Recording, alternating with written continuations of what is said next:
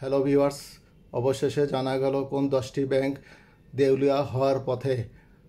গত কয়েকদিন আগে বাংলাদেশ ব্যাংকের governor doctor Ahsan H Mansur এক সাংবাদিক সম্মেলনে বলেছিলেন 10টি ব্যাংক খুবই দুর্বল অবস্থায় রয়েছে এবং সেগুলি দেউলিয়া হওয়ার পথে।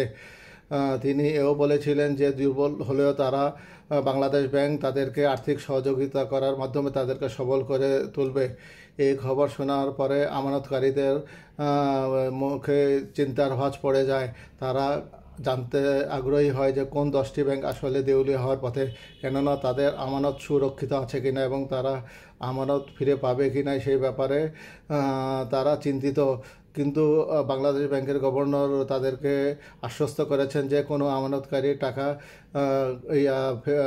লস হবে না, তারা অবশ্যই ফেরত পাবে।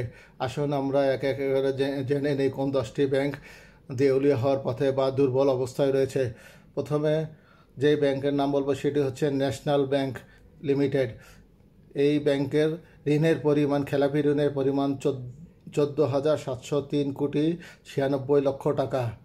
2 নম্বর অবস্থানে রয়েছে অগ্রণী ব্যাংক। অগ্রণী ব্যাংকের ঋণের পরিমাণ 5,311 কোটি টাকা।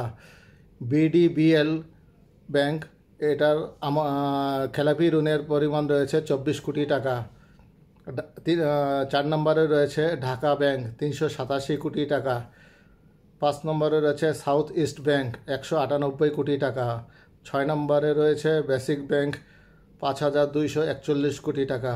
7 নম্বরে রয়েছে রূপালী ব্যাংক লিমিটেড 4,401 কোটি টাকা। 8 নম্বরে রয়েছে বিসিবি বাংলাদেশ কমার্স ব্যাংক 443 কোটি টাকা। 9 নম্বরে রয়েছে আইএফআইসি ব্যাংক 506 কোটি টাকা। 10 নম্বরে রয়েছে ইস্টার্ন ব্যাংক লিমিটেড 391 কোটি টাকা। তাদের এই খেলাপি ঋণের কারণে এবং এই ঋণগুলো খেলাপি হওয়ার কারণে, অর্থাৎ যারা ঋণ নিয়েছে তারা ঋণ ফেরত দিতে পারবে না বা বিদেশে পাচার করে দিয়েছে, যার কারণে এই ব্যাংকগুলো আর্থিক দৈন্যদশায় আছে এবং তারা দুর্বল অবস্থানে আছে। সেই কারণে বাংলাদেশ ব্যাংকের governor doctor Ahsan H Mansur এই ব্যাংকগুলোকে চিহ্নিত করেছেন, এগুলোকে দুর্বল অথবা দেউলিয়া হওয়ার পথে এই কথাটাই ব্যক্ত করেছেন। আশা করি দর্শক শ্রোতা আপনারা ক্লিয়ার হতে পেরেছেন কোন 10টি ব্যাংক দেউলিয়া হওয়ার পথে। কিন্তু চিন্তার কোনো কারণ নেই, এই ব্যাংকে আমানতকারীরা তাদের টাকা অবশ্যই ফেরত পাবে।